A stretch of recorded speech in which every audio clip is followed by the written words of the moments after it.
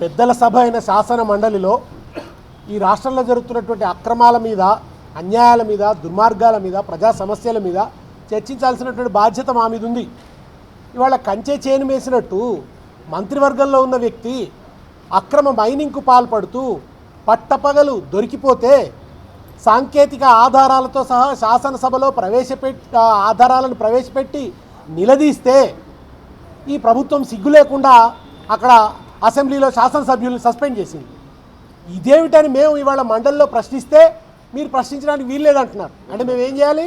అధికార పక్షాన్ని భజన చేయాలా? ఒకవైపు అక్రమాలు నడుస్తుంటే, ఒకవైపు మైనింగ్ ఆదాయానికి, ప్రభుత్వ ఆదాయానికి, ఖజానాకు గండి కొడుతుంటే మేమంతా భజన చేయాలా?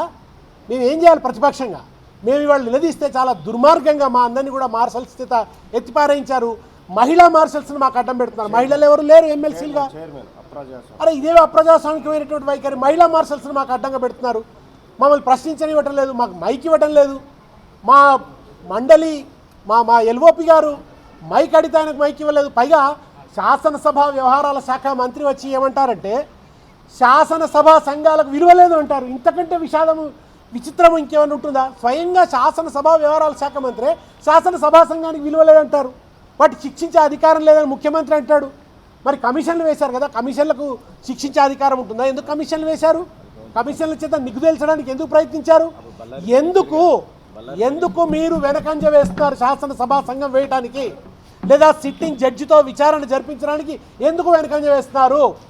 11,000 పైన టన్నుల నిల్వ ఉన్నటువంటి అక్రమ మైనింగ్ నిల్వలు కనబడుతున్నాయి కదా, అవి ఎవరి బాధ్యులు? వాటికి ఎవరికి ఇచ్చింది మైనింగ్ డిపార్ట్మెంట్ నోటీసులు? ఆ నోటీసులు సాక్ష్యంగా ఉన్నాయి కదా. ఇంత చక్కగా సాక్ష్యం కనబడుతుంటే కొత్తలు కూడా 111 జీవో పరిధిలో ఉంది కదా.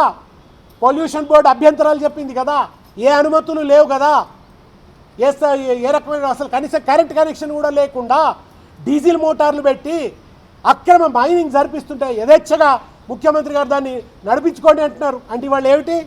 కేరళ ఎన్నికల కోసం తెలంగాణ సొమ్మును దోపిడీ చేస్తారా? తెలంగాణ సొమ్మును దోపిడీ చేసి కాంగ్రెస్ నిధులు పంపిస్తారా ఇక్కడి నుంచి? పొంగులేటి గారు చేస్తున్న పని అదేనా? అందుకే పొంగులేటి గారికి రక్షణగా నిలబడుతుందా ఈ ప్రభుత్వం?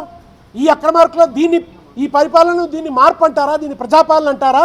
యథేచ్ఛగా ప్రభుత్వ ధనాన్ని లూటీ చేయడం, ఖనిజ సంపదను లూటీ చేయడం, రాష్ట్ర ఆదాయాన్ని గండికొట్టడం, అప్రజాస్వామికంగా శాసనసభాపక్షంలో ఉన్నటువంటి వాళ్ళను గొంతులు నొక్కడం, సస్పెండ్ చేయడం, బయటపడేయడం, ఇది ప్రజాస్వామ్యమా? ముఖ్యమంత్రి గారు మీరు తొక్కుకుంటూ మాత్రమే కాదు, అవినీతి సొమ్ము బుక్కుకుంటూ మెక్కుకుంటూ ప్రజాధనాన్ని నొక్కుకుంటూ పైకి వస్తున్నారు. మీరు తొక్కుకుంటూ మాత్రమే కాదు, అవినీతి ధనాన్ని మెక్కుకుంటూ పైకి వస్తున్నారు అనేది వాళ్ళ చాలా స్పష్టంగా నిరూపణ అయింది. మీరు మమ్మల్ని బయట పడేసినంత మాత్రాన మేము ఊరుకోం, ప్రజాక్షేత్రంలో నిలదీస్తాం. రాఘవ కన్స్ట్రక్షన్స్ అక్రమ మైనింగ్ మీద విచారణ జరిగేంత వరకు, ఆ మంత్రిని బర్తరఫ్ చేసేంత వరకు మా పోరాటం ఆగదు. మేము ఇప్పుడు ఈ విషయంపై ఫిర్యాదు చేయడానికి, విచారణ డిమాండ్ చేయడానికి, గవర్నర్ కలవడానికి అటు ఎమ్మెల్యేలు ఎమ్మెల్సీలు అందరూ కలిసి వెళ్తున్నాం.